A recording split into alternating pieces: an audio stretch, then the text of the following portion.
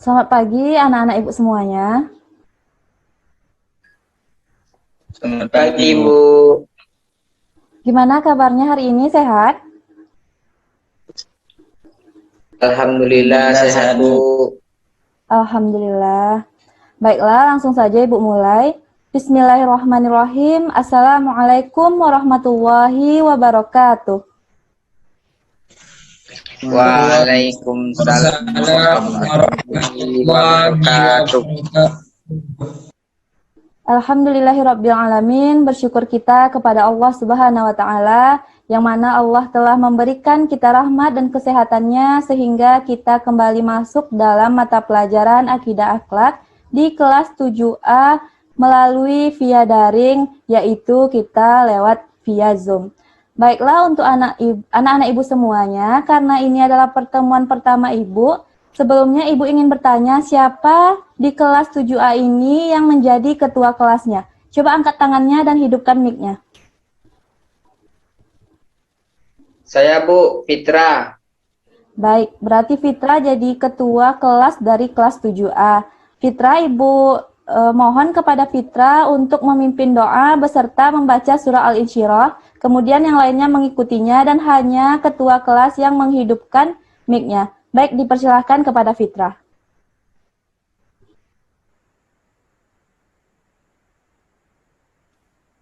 Baik, Bu.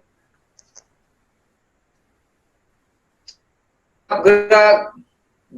Mulai. Bismillahirrahmanirrahim. Ilman warzuqna fahman. Amin. Doa selesai. Beri salam. Assalamualaikum warahmatullahi wabarakatuh. Baiklah teman-teman, selanjutnya kita akan membaca surat Al-Insyirah, yaitu surat yang ke-4. Silakan dibuka Qur'annya teman-teman. A'udzu billahi minasyaitonir rajim. Bismillahirrahmanirrahim. Wa wada'na anka wizra alladhi anqadha zahra wa rafa'na laka zikra nama al-usri yusra wa iza farastab wa ila Barakallahu azim. Sudah selesai, Bu. Baik, terima kasih kepada ketua kelas yaitu Fitra. Baik, di sini karena ini adalah pertemuan pertama, sebelumnya Ibu ingin bertanya, apakah sudah ada yang mengenal Ibu atau sudah pernah melihat Ibu? Coba diangkat tangannya. Kalau tidak, bilang tidak.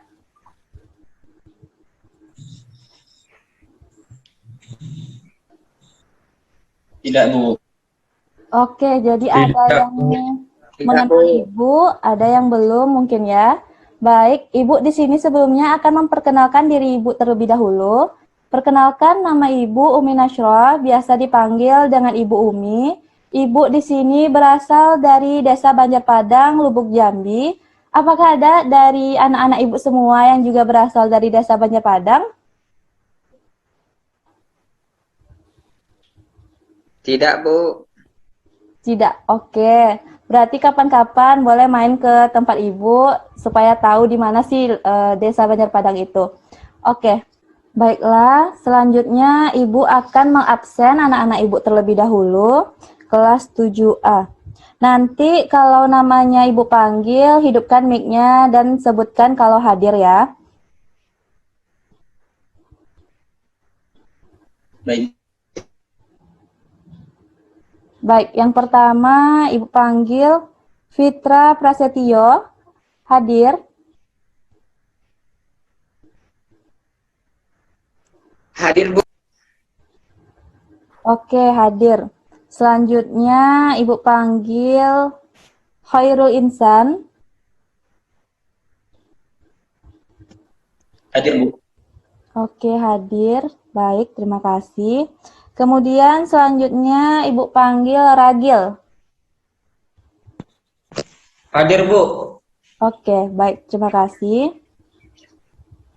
Berarti anak-anak Ibu kelas 7A hadir semuanya ya, Ketua kelas? Iya, Bu, hadir, Bu. Ketua enggak, jaringannya buruk. Iya, tidak apa-apa. Oke, terima kasih. Baiklah, untuk pertemuan pertama ini, Ibu akan menyampaikan materi mengenai taat, ikhlas, taubat, dan istiqomah. Tunggu sebentar, Ibu akan nge-share materi Ibu.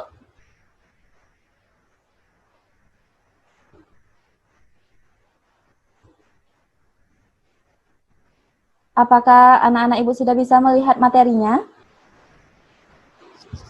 Sudah, Bu. Baik. Pertama, kita akan membahas mengenai taat. Anak-anak Ibu di sini, apakah ada yang pernah mendengar kata taat dan tahu artinya? Coba hidupkan mic-nya dan menjawabnya kalau bisa. Tahu, Bu. Ya, dipersilakan kepada Khairul Insan. Taat itu tunduk dan patuh, Bu. Oke, bagus. Terima kasih kepada Khairul Insan. Di sini taat itu artinya adalah tunduk, patuh, dan setia. Itu adalah arti taat menurut bahasa. Jadi, menurut istilah, taat itu bisa diartikan tunduk dan patuh terhadap segala perintah dan aturan yang berlaku. Taat kepada Allah berarti kita patuh kepada perintah dan aturan-aturan yang dibuat oleh Allah dalam segala hal. Baik itu aturan yang berhubungan dengan ibadah kepadanya maupun aturan yang berhubungan dengan interaksi dengan sesama manusia. Kemudian timbul pertanyaan, Bu, kepada siapa saja sih kita harus taat itu? Yang pertama, bisa anak-anak Ibu lihat, kita itu harus taat kepada Allah Subhanahu wa Ta'ala. Sebagai seorang Muslim, taat kepada Allah adalah yang paling pertama dan utama. Kemudian, kepada siapa lagi kita harus taat? Yang kedua yaitu taat kepada Rasul, yaitu Nabi Muhammad SAW.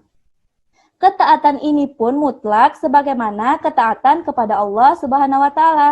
Ini berarti anak-anak Ibu, ketika taat kepada Rasul berarti taat kepada Allah, demikian juga sebaliknya. Jika tidak taat kepada Rasul berarti tidak taat kepada Allah Subhanahu wa Ta'ala. Kemudian yang ketiga, kepada siapa lagi kita harus taat? Yaitu kepada ulil amri atau pemerintah. Jadi anak-anak Ibu, ketaatan yang ketiga yaitu ketaatan kita kepada perintah kepada pemimpin. Hanya saja ketaatan kepada pemimpin ini tidaklah mutlak karena harus mempunyai syarat, yaitu selama pemimpin tersebut berpegang kepada kitab Allah dan Rasul-Nya. Oleh karena itu, apabila perintah ulil amri itu bertentangan dengan perintah Allah dan Rasul-Nya, maka kita tidak dibenarkan untuk mentaatinya. Apakah sampai di sini anak-anak Ibu sudah mengerti apa yang dimaksud dengan taat itu? Sudah, Bu. Oke, baik. Baiklah anak-anak Ibu semuanya, selanjutnya Ibu akan menjelaskan apa dampak positif taat kepada Allah dan Rasul-Nya.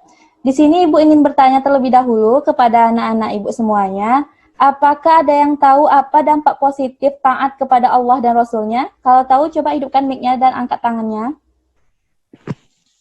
Ragil, Bu. Baik, dipersilahkan Ragil.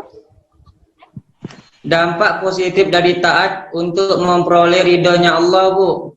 Bagus. Terima kasih Ragil atas jawabannya. Betul, dampak positif. Baik. Dampak positif taat kepada Allah dan Rasul-Nya yang pertama seperti yang teman kita sebutkan tadi, yaitu untuk memperoleh ridho Allah Subhanahu wa Ta'ala karena telah mampu mentaati perintahnya.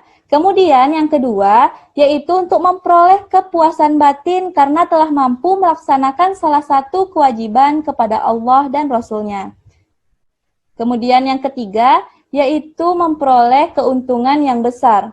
Maksudnya di sini sesuai dengan Quran Surah An-Nisa ayat 13 yang artinya, Barang siapa yang taat kepada Allah dan Rasul-Nya, dia akan memasukkannya ke dalam surga-surga yang mengalir di bawahnya sungai-sungai. Mereka kekal di dalamnya dan itulah kemenangan yang agung. Kemudian, selanjutnya, timbul pertanyaan anak-anak ibu bukan, bagaimana cara kita membiasakan diri untuk taat kepada Allah dan Rasul-Nya? Apakah anak-anak ibu tahu bagaimana cara kita membiasakan diri agar taat kepada Allah dan Rasul-Nya?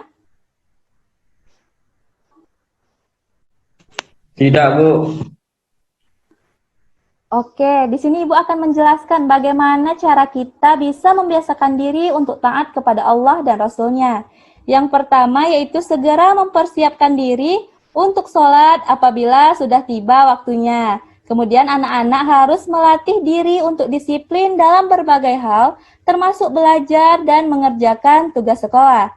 Kemudian yang ketiga, anak-anak ibu harus selalu disiplin dalam mengikuti tata tertib sekolah, baik yang terlihat guru maupun tidak terlihat oleh ibu guru. Kemudian yang keempat, senantiasa menjaga diri agar tidak melakukan hal-hal yang dilarang oleh agama, walaupun sedang sendirian dan walaupun tidak ada orang lain yang melihatnya. Paham anak-anak ibu semuanya? Paham, Bu. Paham, Bu. Baiklah anak-anak ibu, semoga anak-anak masih mendengarkan apa yang akan ibu jelaskan. Yang kedua, ibu akan masuk kepada materi ikhlas. Jadi, apa sih yang dimaksud dengan ikhlas itu anak-anak? Ikhlas itu secara bahasa artinya adalah bersih dari kotoran. Sedangkan secara istilah, ikhlas itu berarti niat mengharap ridho Allah semata dalam beramal sebagai wujud menjalankan ketaatan kepada Allah dalam kehidupan semua aspek. Baiklah anak-anak ibu sekalian, selanjutnya ibu akan menjelaskan bagaimana ciri-ciri orang yang memiliki sifat ikhlas. Yang pertama yaitu bersemangat kerja tinggi dengan mengharap ridha Allah Subhanahu wa taala, kemudian mendapat kasih sayang dari sesama manusia karena keikhlasan beramal membuat orang lain menyukainya sehingga mereka tidak segan-segan untuk memberi bantuan. Kemudian tidak serakah terhadap harta benda yang ada di dunia. Selanjutnya, timbul pertanyaan, Bu, apa saja dampak positif kita beramal secara ikhlas? Jadi, dampak positif kita beramal secara ikhlas, yang pertama, memperoleh kepuasan batin karena merasa bahwa kebaikan yang dilakukan kita itu positif bagi pelaku kehendak Allah Subhanahu wa taala yang menyuruhnya. Kemudian yang kedua, merasa senang karena adanya harapan ridho dari sisi Allah Subhanahu wa taala. Kemudian yang ketiga, dapat menjaga kerutinan dalam bentuk berbuat baik walaupun amal baiknya tidak dilihat oleh orang lain. Jadi anak-anak, kemudian akan muncul pertanyaan bagaimana cara kita membiasakan diri beramal secara ikhlas. Yang pertama, yaitu kita melatih diri agar kita tidak merasa bangga jika perbuatan baik kita dipuji orang. Kemudian anak-anak yang kedua, tidak kecewa apabila anak-anak perbuatan baiknya diremehkan oleh orang lain. Kemudian yang ketiga, melatih diri untuk beramal baik saat tidak dilihat orang lain. Misalnya, sedekah secara sembunyi-sembunyi. Kemudian yang keempat, tidak suka memuji perbuatan baik yang dilakukan oleh seseorang karena hal itu dapat mendorong perilaku ria. Apakah anak-anak ibu paham mengenai ikhlas ini? Sudah, Bu. Paham, Bu. Paham. Alhamdulillah. Oke, selanjutnya anak-anak ibu sekalian, semoga anak-anak ibu masih tetap semangat untuk mengikuti pembelajaran ibu. Selanjutnya materi kita adalah tentang taubat. Apa itu arti taubat? Taubat itu secara bahasa artinya adalah kembali. Secara istilah, taubat berarti kembali ke jalan yang benar dengan didasari keinginan yang kuat di dalam hati untuk tidak kembali melakukan dosa-dosa yang pernah dilakukan sebelumnya. Kemudian ada jenis dan syarat bertaubat. Yang pertama yaitu taubat menyangkut dosa terhadap Allah Subhanahu wa taala. Imam Nawawi mengatakan bahwa ada 3 syarat dalam melaksanakan taubat yang wajib dilakukan oleh setiap muslim. Yang pertama, meninggalkan perilaku dosa itu sendiri. Kemudian yang kedua, menyesali perbuatan maksiat yang telah dilakukan. Kemudian yang ketiga, berniat tidak melakukannya lagi selamanya. Kemudian jenis dan syarat bertaubat yang kedua, yaitu taubat menyangkut dosa terhadap sesama manusia. Yang pertama meliputi meninggalkan perilaku dosa itu sendiri. Kemudian yang kedua, menyesali perbuatan maksiat yang telah dilakukan. Kemudian yang ketiga, berniat tidak melakukannya lagi. Kemudian yang keempat, membebaskan diri dari hak manusia yang dizolimi.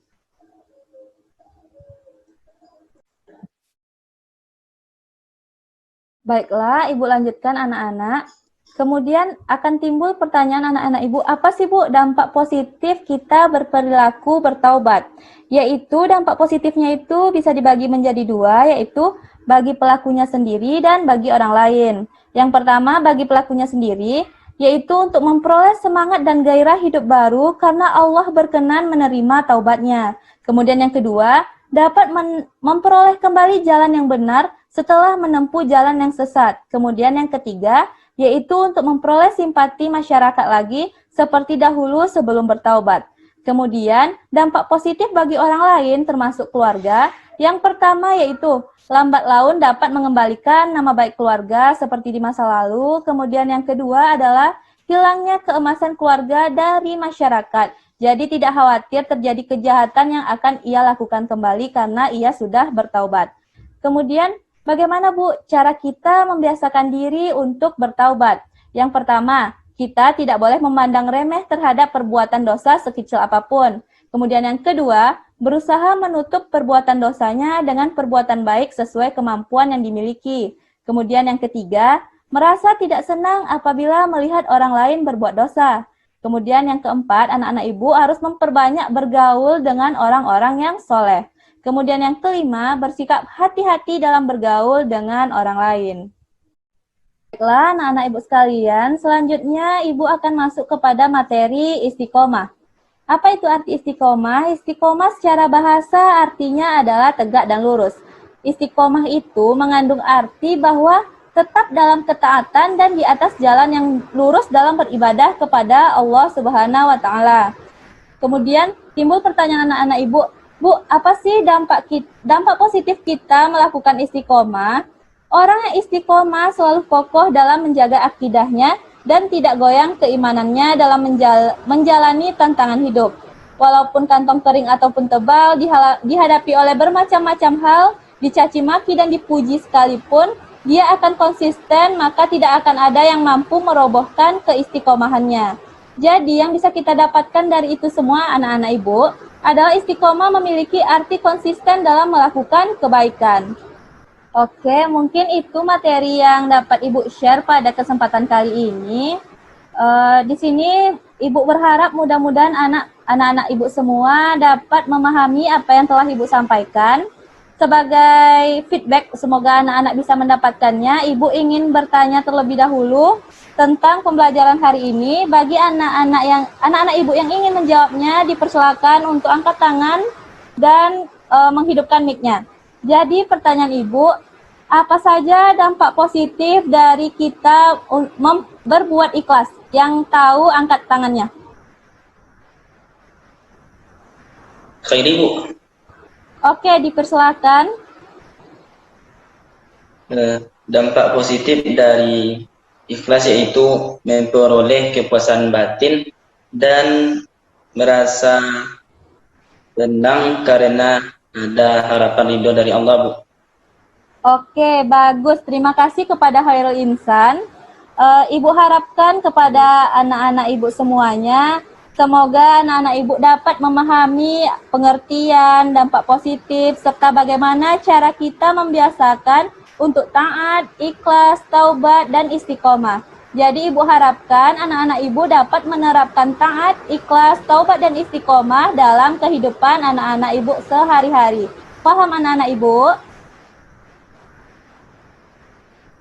Paham, Bu. Paham, Bu. Alhamdulillah. Baiklah, karena waktu kita sudah habis, mungkin hanya itu yang dapat Ibu sampaikan. Ibu akan memberi tugas, nanti Ibu share aja langsung ke WA grupnya. Nanti pengumpulannya dilakukan minggu depan. Paham anak-anak Ibu?